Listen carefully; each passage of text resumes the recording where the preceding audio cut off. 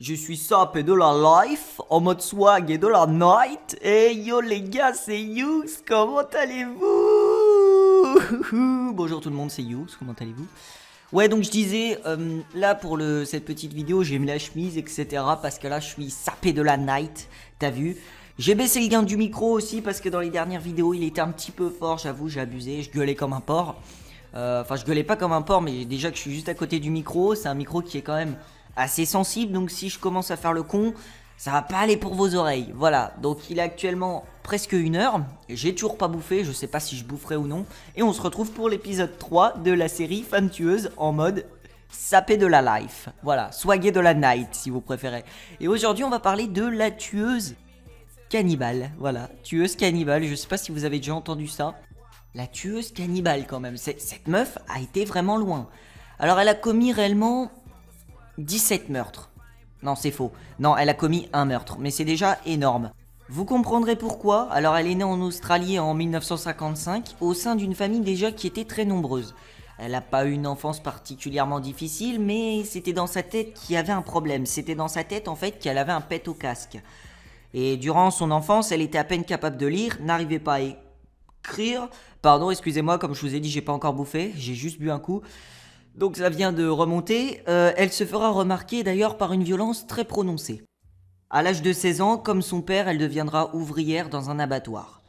À 19 ans, elle se maria avec un chauffeur poids lourd, mais rapidement tenta de l'étrangler. Elle va rester plusieurs années avec, et à plusieurs reprises, elle aura des relations et même des réactions très bizarres à son égard.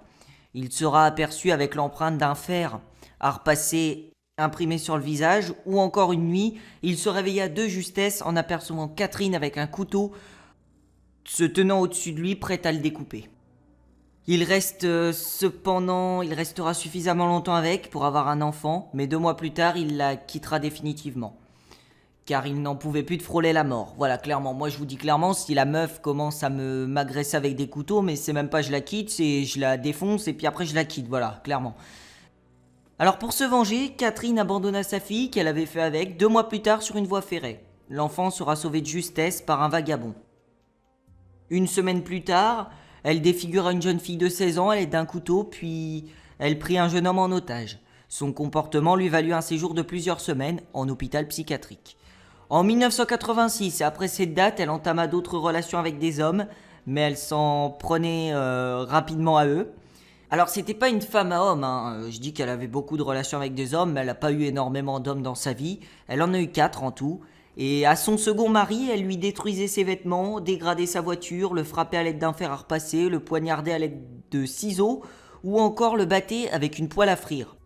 C'est un comportement très agressif, même intolérable, qui lui vaudra un séjour en institut psychiatrique. En 1990, elle se lia de nouveau avec un autre homme, le troisième. Ici encore, elle le battit et eut un nouvel enfant, mais l'union ne dura pas et Catherine abandonna le gamin pour se venger une nouvelle fois. 4 ans plus tard, elle prit un quatrième et ultime compagnon, l'homme qui va devenir la victime, Charles Price, qui était un homme très apprécié. Rapidement, l'union bascula dans la violence. Il refusa à 2 reprises de l'épouser. Elle avait toujours eu l'habitude de se faire épouser. Et en rage, elle s'arrangea pour qu'il soit licencié, après 17 ans de carrière rudement menée. Son compagnon avait déjà mené 17 ans de carrière et elle va y parvenir. Il devra donc trouver un nouvel emploi dans une société alimentaire et s'ouvrir à ses collègues du comportement violent de sa femme. Le 21 février 2000, il fut obligé de fuir son domicile, de se sauver à cause des excès de violence de Catherine qu'il poursuivait avec des couteaux. Des collègues à lui vont l'inciter à se séparer d'elle, mais l'homme regagna son domicile, estimant en fait devoir être présent pour assurer la sécurité des enfants. 8 jours plus tard, Catherine Knight allait réaliser sur lui le meurtre le plus affreux de toute l'histoire de l'Australie. Le déroulement du meurtre est très peu connu, mais plusieurs reconstitutions ont été faites par des experts médicaux légaux. Il a été établi en fait que Catherine Knight l'avait poignardé en tout cas, et que ce dernier était parvenu à atteindre la porte d'entrée avant d'être rattrapé. Il était en sang et traînait à l'intérieur du domicile où il sera de nouveau agressé. Le médecin légiste dénombra 37 blessures de couteau et assura que tous les organes vitaux avaient été touchés. Une fois son meurtre commis, Catherine décapita son compagnon puis le démembra. La police retrouva sur la scène du crime la peau de la victime pendue dans l'embrasure d'une porte. Là, on se croirait vraiment dans la maison de Ed Gein. Le corps démembré gisait dans une pièce, la tête cuisait dans le four de la cuisine. Dans une salle à manger, les policiers vont découvrir un ragoût dans un plat, composé de légumes et de morceaux de corps qu'elle avait fait cuire. Des messages à peine compréhensibles étaient disposés un peu partout dans l'immeuble. Catherine Knight fut découverte en état de semi-conscience. En octobre 2001, elle plaida coupable de meurtre, de son meurtre, elle le reconnut. Les psychiatres estimèrent qu'elle était saine d'esprit au moment du meurtre et qu'elle l'avait commis en connaissance de cause.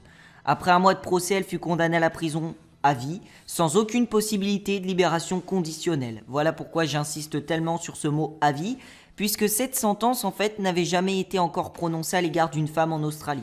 Ça reste la pire criminelle d'Australie, et l'enquête ne permit pas réellement de déterminer si elle avait mangé Charles Price, mais son crime reste considéré comme le plus atroce jamais commis en Australie.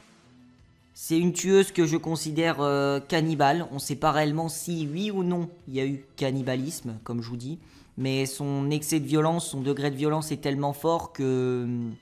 Au final, elle est tellement malade, elle est tellement violente que c'est fort probable qu'elle est devenue cannibale, tout simplement. Voilà, moi j'aurais pas aimé tomber sur cette femme-là, parce que pour le coup c'est vraiment encore pire qu'Aileen Wuornos, elle est encore plus dérangée, encore plus dangereuse. H5 a fait une vidéo dessus. C'est d'ailleurs ça qui m'a donné l'envie aussi de commencer la série Femmes tueuses, de voir qu'il y avait de plus en plus de gens qui faisaient des vidéos sur les femmes tueuses. Je me suis dit pourquoi pas moi aussi. Voilà, il n'y a aucun plagiat dans ce que je fais, hein. C'est vraiment une série que j'ai décidé de commencer sur ma chaîne et je trouve intéressant d'en parler, puisqu'elle est totalement pétée. Voilà, c'était Yugs en mode sapé de la life, comme je vous l'ai dit. Je vous laisse, je vous retrouve pour bientôt pour une prochaine vidéo. Prenez soin de vous. Ciao tout le monde.